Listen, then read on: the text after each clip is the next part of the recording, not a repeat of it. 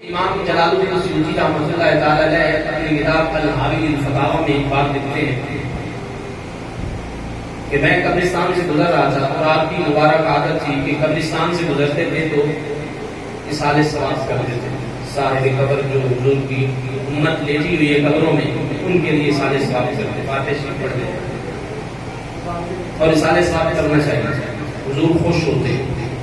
آپ حضور کی امت کے لیے اللہ سے بخشش مانگیں گے تو حضور آپ پہ خوش ہوں. گھروں میں جب کھانا کھائیں یا قبرستان سے گزریں تو رک کے زبان سے کہہ دیں یا اللہ اس قبر والوں کی قبر والوں کی بخشش فرما.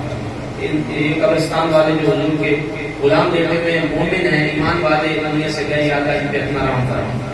یہ دعا آپ کر دیں گے تو دیکھیے گا حضور آپ پہ کتنا خوش ہوں گے, کتنی کرم نوازی ہوگی. گھر میں بیٹھے ہیں تو کبھی اپنے والدین کے لیے اگر زندہ ہے ٹھیک, دنیا سے چلے گئے ہیں تو لازمی دعا کیا کریں کھانا کھانے سے پہلے, یاد رہے گا.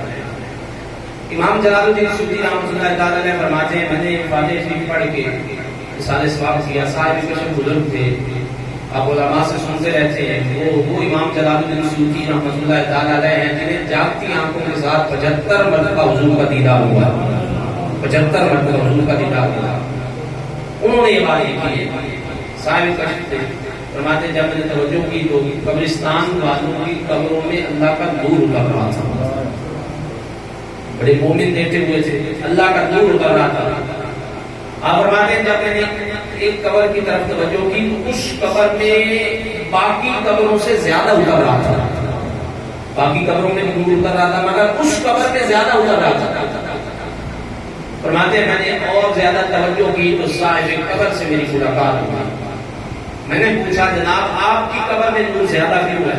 باقیوں میں بھی نور اتر رہا ہے, اگر آپ کی قبر میں نور زیادہ ہے اس کی کیا وجہ ہے؟ وہ صاحب قبر کہنے لگے امام جلال الدین سیوطی رحمۃ اللہ تعالی علیہ سے آپ کا ایمان تازہ ہوگا.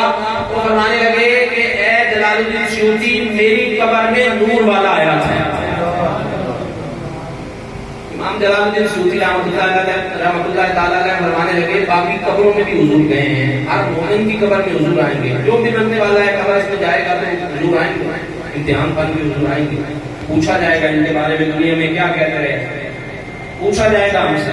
آقا اسلام کی ذات والا صفات و نفس نفیس خود تشریف لائیں گے. پوچھا جائے گا ماں کن کا تقول فی حق حاضر رجل, کیا کہتے رہے ہو دنیا میں, کیا کہتے رہے ہو. اور حدیث پاک کے لفظ ہیں جو حضور کا دیوانہ حضور کے میلاد میں آتا ہے, حضور کا میلاد مناتا ہے, جو آقا کو آقا سمجھتا ہے, جو اللہ کا معبود سمجھتا ہے, جسے پتہ ہے حضور کی عظمت اور شان ہے, عفت اور بلندی ہے, اور جو نہیں کرتا وہ اپنے جیسا نہیں کہتا, وہ نقص نہیں تلاش کرتا, حضور کو آقا مانتا ہے, وہ کہے گا یہ میرے آقا ہیں, ان کے صدقے تو میں کائنات میں زندہ رہا, ان کے نام کے تو نعرے لگاتا رہا, ان کے نام کے تو میلاد مناتا رہا, جھنڈے لگاتا رہا. جب وہ کہے گا یہ میرے آقا ہیں, فرشتے کہیں گے نام سو جا, وہ کہے گا نہیں میں گھر جانا چاہتا ہوں, مجھے جانے دو میں گھر جانا چاہتا ہوں. فرشتے جب جملہ بدلیں گے, فرشتے کہیں